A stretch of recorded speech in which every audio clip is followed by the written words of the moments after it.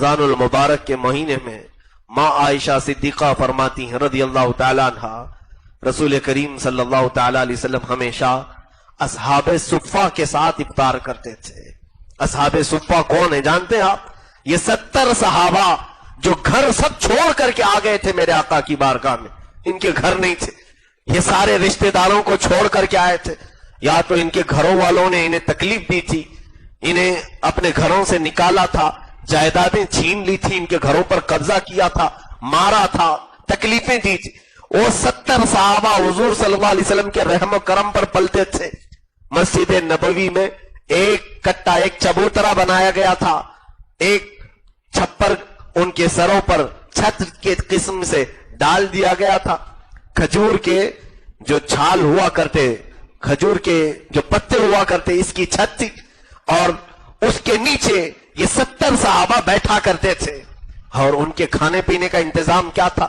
जो भी मेरे आका सल्लल्लाहु अलैहि वसल्लम की बारगाह में सदकात पहुंचते थे, हदाया या तोहफे पहुंचते थे, मेरे आका सल्लल्लाहु अलैहि वसल्लम इन्हीं सहाबा के दरमियान वो तकसीम कर देते थे, इनको खिला पिला दिया करते थे। उन्हीं 70 सहाबा इकराम को, जो गरीब और मिस्कीन जिसको हम दुनिया में कहते हैं, इस तरह की कैफियत उनके ऊपर तारी थी। रसूल करीम सल्लल्लाहु अलैहि वसल्लम हमेशा आपका मामूल था कि उन सहाबा के साथ बैठ करके इफ्तार करते थे। कहीं उनके जहन में यह बात ना आए कि अल्लाह के नबी सल्लल्लाहु ताला अलैहि वसल्लम, आपके लिए पूरी दुनिया बिछा दी गई है, आप अपने साथ अच्छी अच्छी चीजें खा रहे होंगे और हम गरीब सहाबा जो बच जाता है वो खा लेते होंगे। नहीं, रसूल करीम सल्लल्लाहु अलैहि वसल्लम अपने हुजरे से निकलकर उन सहाबा के दरमियान में बैठते थे, उनके साथ वही खाते थे जो वो सहाबा खा रहे हैं। बल्कि एक बर्तन में दूध अगर आता, अल्लाह के हबीब सल्लल्लाहु अलैहि वसल्लम सिर्फ उसको मुंह लगा करके दे देते, सारे 70 सहाबा उस एक प्याले से इफ्तार कर लेते थे। ये कैफियत इफ्तार की रमजानुल मुबारक में रसूल करीम सल्लल्लाहु अलैहि वसल्लम के साथ बैठे हुए सहाबा की थी। माँ आयशा सिद्दीक़ा रज़ियल्लाहु ताला अन्हा फरमाती, लेकिन इफ्तार अजान होने से पहले पहले बैठे किसके साथ हैं? असहाबे सुफ़ा के साथ, गरीब सहाबा के साथ। सारे गरीब सहाबा उसके बावजूद अजान होने से पहले एक बार और पूछ लेते थे कि आयशा बाहर देखो, कोई है तो नहीं, कोई बाकी तो नहीं है जो दस्तरखान पर नहीं आया हो। माँ आयशा सिद्दीक़ा रज़ियल्लाहु ताला अन्हा की बयान करदा एक हदीस हमारी आंखों से आंसू लाती है। फरमाती हैं कि मैं हुजरे रसूल में खड़ी रहकर देखती थी ये इफ्तार का मंजर। अल्लाह अकबर, वो कैसा हसीन मंजर होता होगा जब इर्द गिर्द वो सितारे झुरमुट की तरह सहाबा बैठे हों और दरमियान में जगमगाता हुआ आफताब रिसालत बैठा हो। वो सहाबा हुजूर सल्लल्लाहु अलैहि वसल्लम के साथ इफ्तारी में मशगूल। अजान से चंद मिनट पहले मेरे आका सल्लल्लाहु अलैहि वसल्लम आयशा सिद्दीक़ा की तरफ मुखातब होकर के कहते हैं, हुमैरा, आयशा, बाहर देखो कोई बैठा तो नहीं, कोई बाकी तो नहीं। रोजाना ड्यूटी थी, आज मैंने झांक करके देखा, दूर जन्नतुल बकी के पास एक दरख्त के नीचे कोई मुसाफिर नजर आया।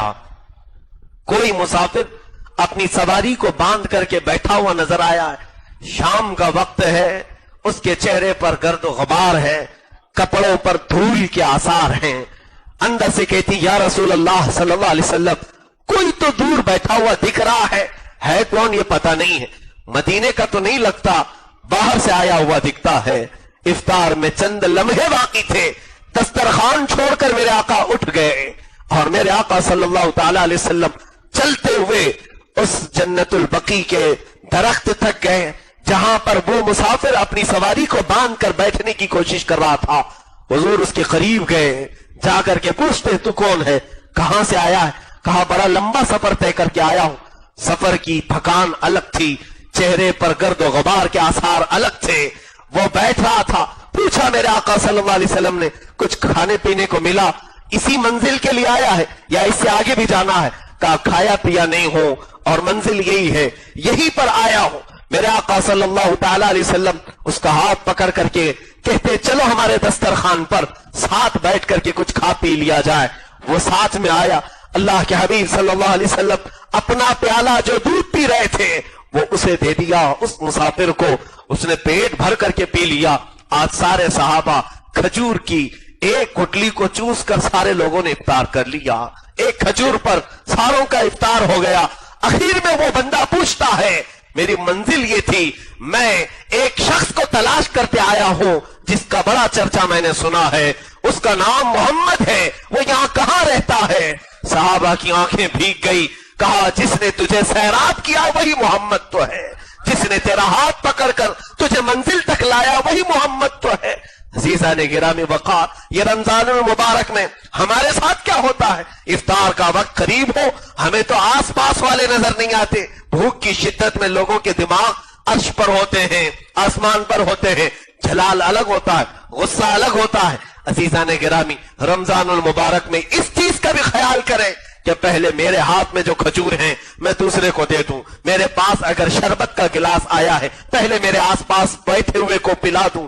اس کا ثواب آپ کو معلوم ہے. میرے آقا صلی اللہ تعالی علیہ وسلم کی حدیث کریمہ سے یہ مفہوم وارد ہوتا ہے. فرمایا تم اکیلے ایک روزہ رکھ سکتے ہو لیکن ثواب 70 کا بھی حاصل کر سکتے ہو. پوچھا کیسے؟ کہا اگر تم نے اپنی کھجوروں سے دوسروں کو افطار کرایا ان کے روزے کے برابر بھی ثواب اللہ تمہیں عطا کرے گا. اس کا ثواب اس کے ساتھ ہے, اس کا روزہ جائے گا نہیں لیکن اس کے روزے کے برابر کا ثواب تجھے بھی دیا جائے گا. کیوں نہ ہم دوسروں کو بھی افطار کرائے, بلکہ یہاں سب صاحب استطاعت ہوں گے.